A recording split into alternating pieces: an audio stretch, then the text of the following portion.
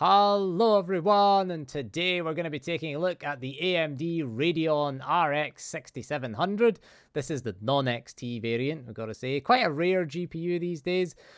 So this is the Sapphire Pulse version. We're going to put this into our Steam console PC thing that we looked at in the last video. This is going to be our upgrade for the dedicated GPU. So let's have a look at this. I did get the 2-fan version, the Sapphire Pulse version, just so it would fit in the case, and it also has one 8-pin power connector. So I thought it was pretty reasonable. It cost about £360. I did have to get it from Amazon.com, so I had to import it from America. So that $362 did include all the import taxes, and we'll peel the plastic off. I'm just kind of showing you the out-of-box experience now.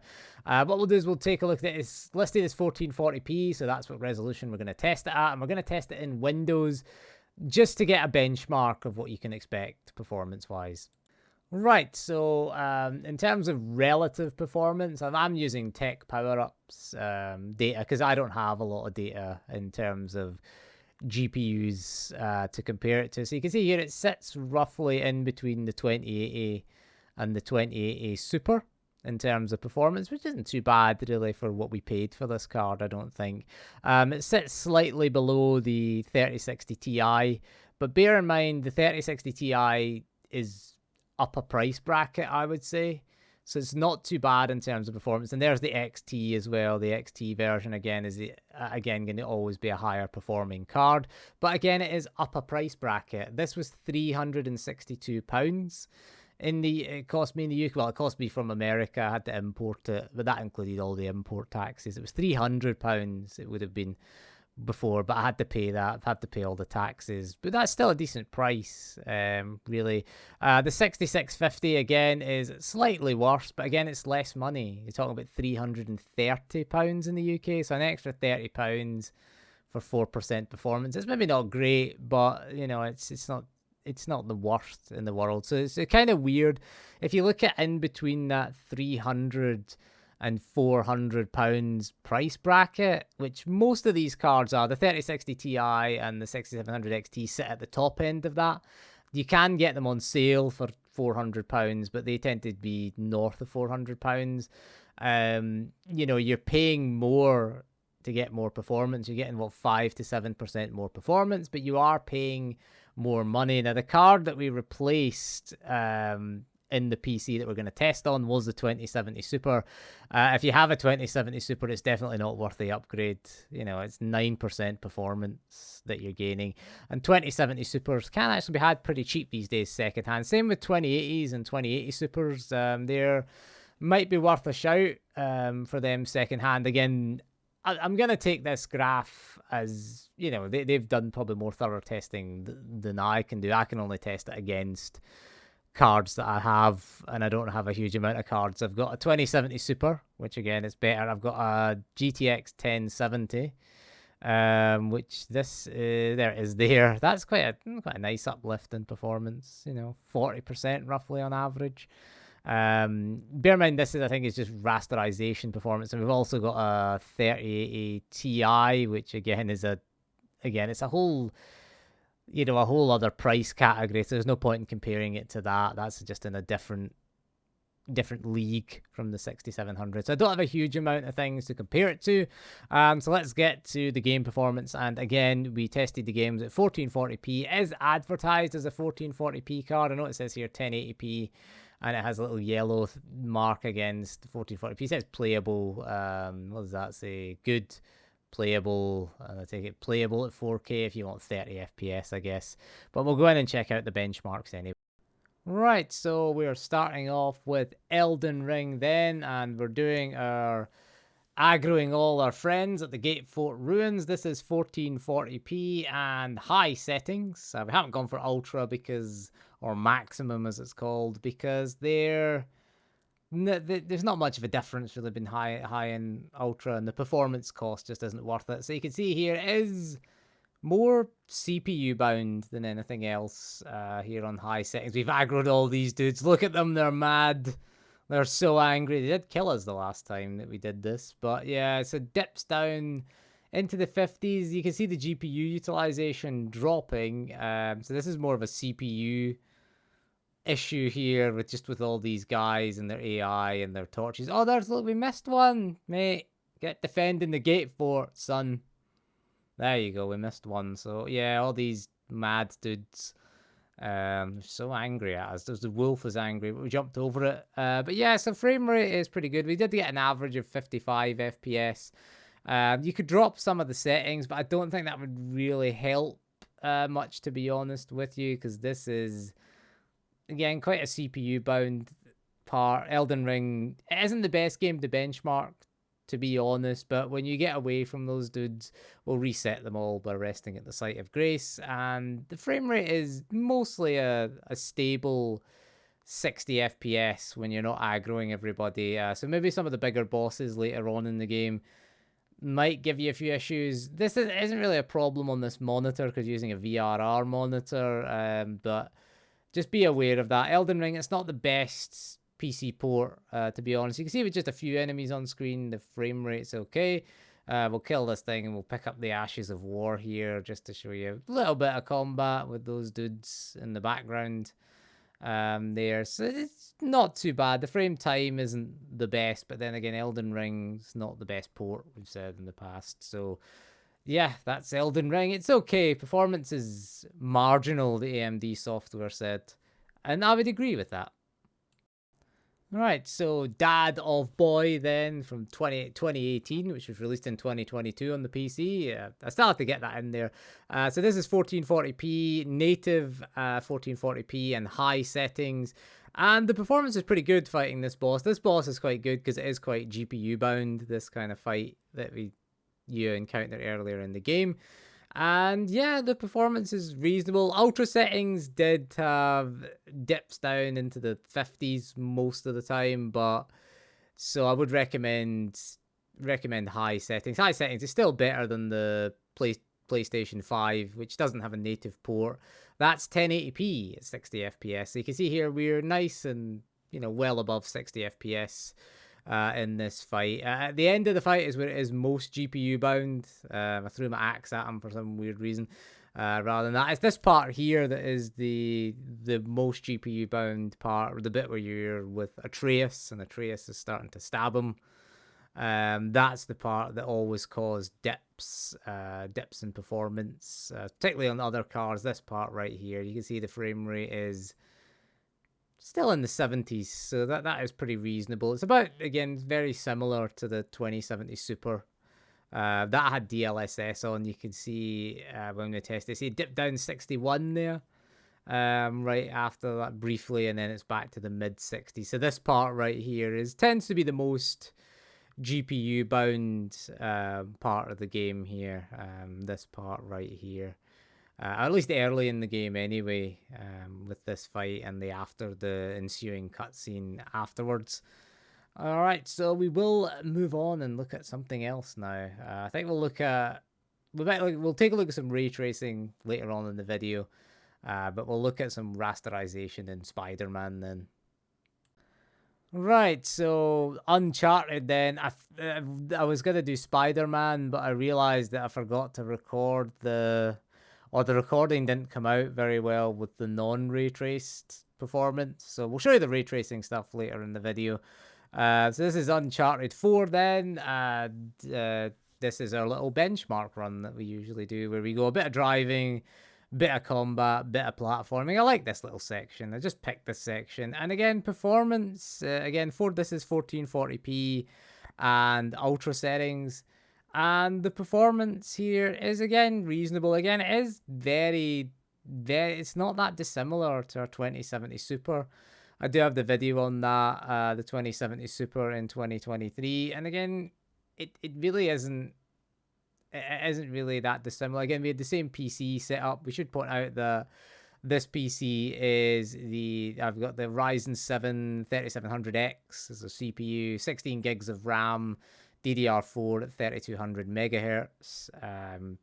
So we're not really going to be CPU bound. This is the part that's most GPU bound when you've got Nate, Sam, and Sully on screen. So you can see here dips slightly into the 50s briefly when those three are on screen in the cutscene. This is the most, again, intense part. It is a Sony game, so the cutscenes are the most intense part. We do a lot of Sony games, I do realize that, but that's what I had in my benchmark run from 2022. And I don't have a lot of 2023 games, unfortunately, to check out. I have Resident Evil 4 Remake is the only real 2023 game that I have, but the ray tracing is broken in that, and it is pretty broken. It's not the best port, to be honest with you. It does need updates. I like to have games that are at least stable. The Last of Us Part 1 came out. I'm recording this the day after it came out, so I don't have time to download it. But I hear that's pretty much a train wreck. I haven't bought it yet. So I guess I hear that's pretty bad. It was done apparently by Iron Galaxy as well, who did this port.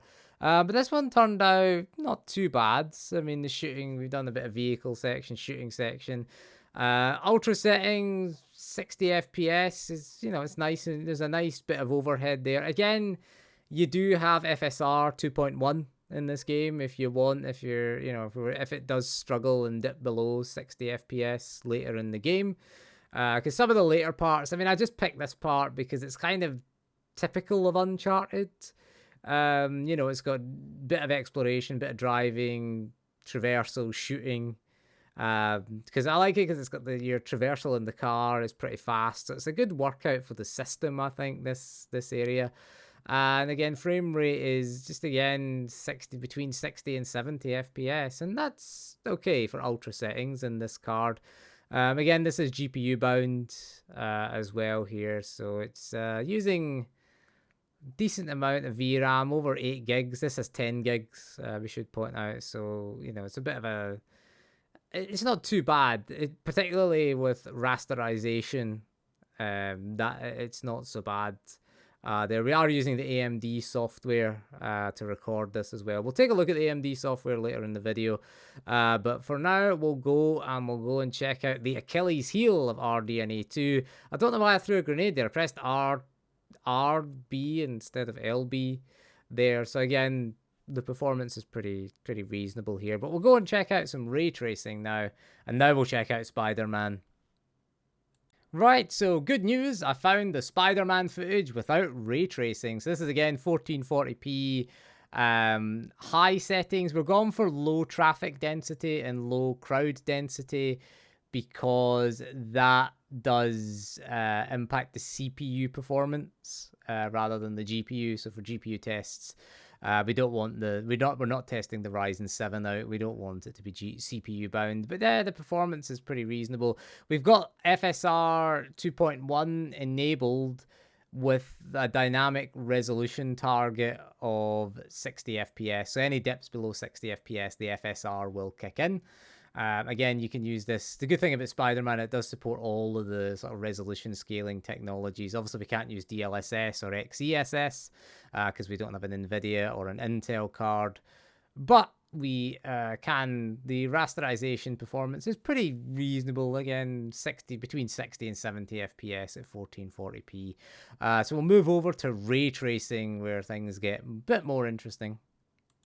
Right, so with ray tracing enabled, the ray traced reflections. Now, this is where we started to hit problems with Spider-Man. I did initially set them to very high, which caused the game to crash. And again, it just gave you an error saying we didn't have enough VRAM, which with 10 gigs is a bit concerning. So we're going to Times Square here, where performance is the worst here. Again, it's got FSR on and dynamic resolution scaling is on. So we had to have the ray trace settings to high and not very high here. So the ray tracing quality, the ray trace reflection quality isn't as good as it was when we tested the 2070 Super, unfortunately. So we can't match it with that. So that's why the performance is slightly higher. We tried that here and the frame rate was in the 50s. So you're getting better performance, but worse visuals. There you can see Spidey there. There he is with all the geometry and the reflected geometry and the reflection settings are set to set to high rather than very high, so it is lower quality. You can see the reflection there in the newsstand. But wandering around, the performance is reasonable here. It does take a hit to performance, but again, it was disappointing that we couldn't have, you know, the very high settings. So I couldn't match the NVIDIA GPU with that. But performance, I'd say the NVIDIA GPU probably does a lot better. So we did have a few issues with that. But the performance, this is the best performance that we've turned in. While the frame rate is above 60 FPS, then the resolution is full. Basically, it's full 1440p, basically. Because again, we've got the FSR with the dynamic resolution scale. So swinging around Times Square, again, we've got all the pedestrian and the traffic density set to low, because this is quite a CPU heavy area. Then it then becomes not really a GPU test, but a CPU test. You'll see the CPU utilization be higher and the GPU utilization drop. But other than that, it is pretty reasonable in terms of the performance. You've got the reflections there. They're not too bad, actually. They're more equivalent, more like the PS5 version, where they are running at a lower resolution and they are less detailed and less of the geometry of the world is reflected there. But other than that, it turns in a pretty decent performance. It is a pity that we couldn't get the very high ray tracing settings, although given how close we are to 60 FPS, I think high is probably the better option then of everything there, of all the ray tracing options. So let's just move on to some path tracing then, and let's see how well it does at that. Right, so let's try Portal with RTX, and as you can see here, we're getting a whole 2 FPS out of Portal with RTX. Again, this is designed for an NVIDIA GPU. So this is just the main menu that we're in, and yeah, it's pretty much unplayable. Fiddling around, we don't have DLSS obviously or FSR, because if we put the preset there, it's set to quality. Well, it's using the temporal upscaling, temporal TAAU is temporal anti-aliasing upscaling, I think it stands for, upsampling or whatever you want to call it. It's set to quality mode. Let's see if changing it to performance mode makes any difference. Oh, we got double the frame rate. Nice. So we've taken our performance and doubled it, but we went from 2 to 4 FPS, so it's nothing to write home about. Let's go try something else. Okay, so this is Half-Life 1 with the ray tracing mod, the path tracing version of Half-Life 1 at native 1440p, and yeah, it's pretty unplayable, really. Frame rate is in the 20s. Not really a surprise, because when I tried this on my other channel with the RTX 3080 Ti, the frame rate was just barely above 50. Let's see if we can kill this head crab zombie with our crowbar. It's not working out so well. Yeah, it's not really working out too well. It's not even cinematic. You can see the reflections of the water there, and you can see Gordon's shadow there, and you got the light there from the ooze there that's coming out. So yeah, native 1440p. Luckily, it does support FSR. So let's go in and see if we can get get this changed over. It won't let me select graphics. The frame rate is so low. So FSR 2.1 then. We'll go to quality mode, and you can see the frame rate has, it's nearly doubled. They're in the 40s now. It's not good enough. Quality doesn't seem good enough. VSync off. So let's see if it'll go to balanced. Will it? Yeah, balanced. It's jumped up again in balanced mode, and it's at least it's above the VRR threshold of 48 FPS. So it's a bit more playable. Path tracing it's fully GPU bound. Now we'll go down here, and yeah, it's getting below now. It's just on the VRR threshold of 48 FPS. It's 48 to 144, the FreeSync range. Trying to see if we can whack these head crabs as they fall down. Yeah, it's getting below that now, as we head into this other area with some head crabs. Again, the CPU utilization is very low, so It's just the GPU, because it is, is a game from 1998 with ray tracing in it. Didn't try any of the other ray tracing modded games, as well, a lot of the other ones that you see, like Quake 2 is an NVIDIA title. Quake 1 was a mod as well. The same person that did the mod for this. I'll put a link in the description for the mod if you want to try Half-Life 1 with ray tracing. Let's whack these head crabs. For some reason, these health first aid stations weren't working. Like, you go up and you'd hit them. I don't know if the red means it's out of first aid. You see Gordon's shadow there. But yeah, I mean, I would say we need to go to... I think we need to go down a notch with the FSR and go to performance. Go to 720p native rendering resolution. Let's murder these head crabs, first of all. And then, we don't want to get our head humped by the head humpers. So we don't want to... Yeah, is that... It didn't even heal me. Like, I don't know. Is it supposed to be green, maybe? Come on. There we go. Well, this thing just falls into the box, doesn't it? You can see the light coming. Oh, there's another head crab there. So yeah, I mean, I would suggest performance mode, 720p rendering. It cuts the resolution on half on each axis, so it's 1280 by 720 is the resolution of the... I'm trying to jump in the water here, and then I died here, and then I just I must have saved there. That's good. That head crab's trying to hump my head again. Trying to hump poor Gordon. Can you jump in this water? This is just water? Because there's a ladder to get out. What did we get caught on the last time? Oh, all right. There's little mashy. There's a mashy thing there. Okay, this is lesson learned. Don't jump in the water there, Gordon. Use his PhD for not jumping in the water. This bit falls over. Yeah, so frame rate isn't satisfactory. So we'll go and try performance mode then. The fidelity, super resolution. Yeah, that's better. 70s now. That's much better performance wise now. We're doing much better with our AMD GPU. Oh, it broke out. It broke free. It's running away now. Nice alien doggo thing. It's nice and shiny in there. There's a light source in there. But anyways, you can see here the performance is...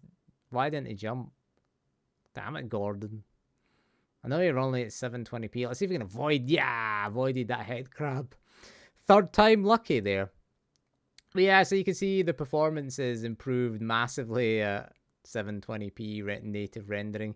It kind of looks okay, because again, the assets are, the original Half-Life assets. So it's not the most high res, they're not the most detailed of assets. So they don't look too bad at, a low resolution. So they're not too bad there. But yeah, if you want to do path tracing, wouldn't recommend it, to be honest. Okay, so Resident Evil Village then. This is a bit lighter on performance with the ray tracing on. We've got the ray traced reflections, global illumination, and ray traced lighting is all on. We're running at 1440p with FSR 1.0 in ultra quality mode. And it runs pretty well. It stays above 60. At native resolution, it doesn't stay there. Oh, crap, it's Boobzilla. Run, Ethan. We're also playing with the third-person mode here. And we've got infinite ammo on all the weapons. There's Boobzilla there. So it can render Boobzilla, the 9-foot-tall boob lady. Yeah, so we've got for native resolution, it dips into the 50s, especially when you traverse into new areas. When you go into the sort of hallway here in the main this main area right here, it does dip down this sort of main kind of area with the fire there, and you've got ray traced reflections there. You've got a lot of reflective surfaces and things in this big room, and again you've got the lighting effects there as well. Oh, the other vampire lady is mad at me, but there you go. Resi Village. Didn't use Resi 4 because it's kind of broken. Oh no, consensual. It's got to be consensual. Ethan said no. Go in here and we'll we'll go there with the merchant. Now, she nearly killed me. Oh, damn it. Poor Ethan. Anyway, we'll take a look at one last game with ray tracing on and off. Okay, so the final video that we're looking at is The Witcher 3 Enhanced Edition, or Next Gen Patch Edition, whatever you want to call it. So this is high settings with the ray tracing on, and yeah, the performance, it really does struggle. It is well out of the VRR range as well of this monitor, so it isn't the best with the ray tracing on. Again, I think we've got everything except the shadows on.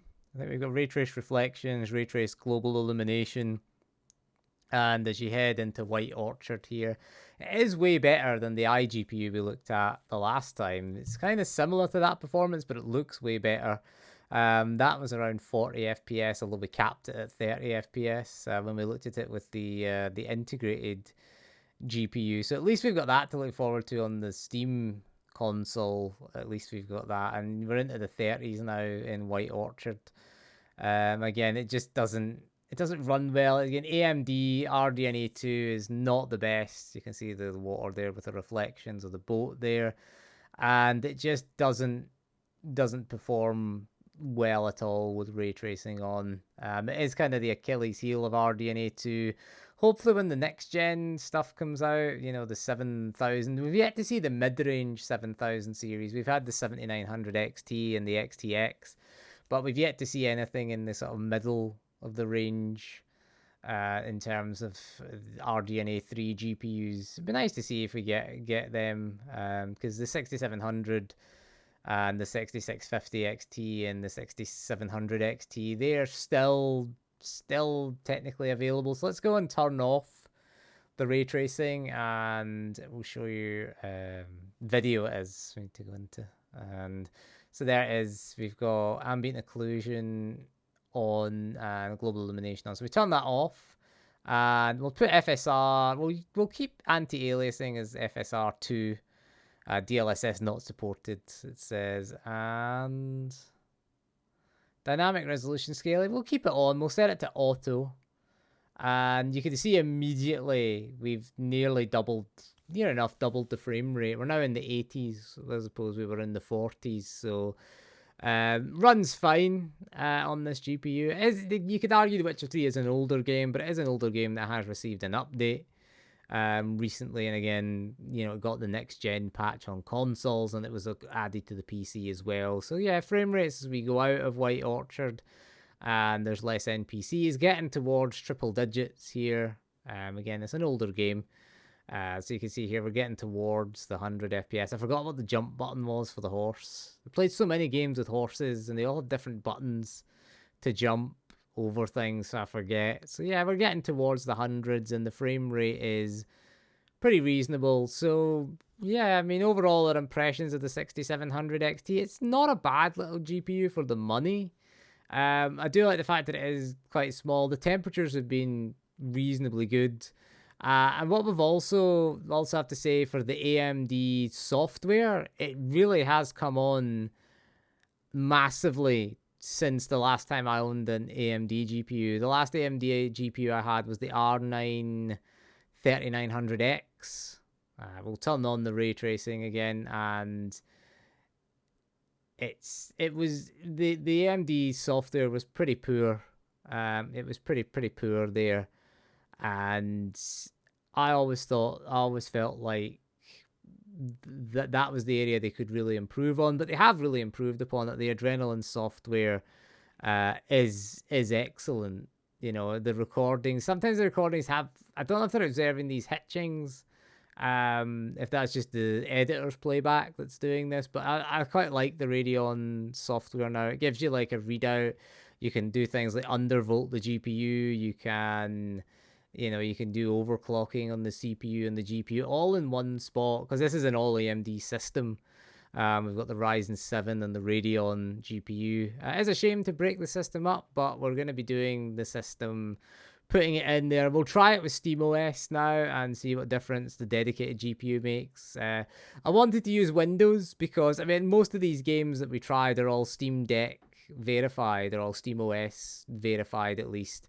So there is that. And again, you know, I think it's a reasonable GPU for the money. For the money, it's fairly, you know, it's a fair. I think for £362, it's not too bad. 1440p might, with ray tracing, it's just not great, the performance, but rasterization, it's still satisfactory, I would say. Considering it 1080p, it'd be really good. Like for 1080p, you're gonna get higher frame rates anyway at 1080p in GPU bound games. There's no point in things like Elden Ring, because Elden Ring only has a 60 FPS cap, so you may as well increase the resolution. But yeah, it's a good GPU, as a mid-range GPU, it's not too bad. The RX6700X, 6700 non-XT. I would recommend it, but maybe best wait and see what the next gen has to offer.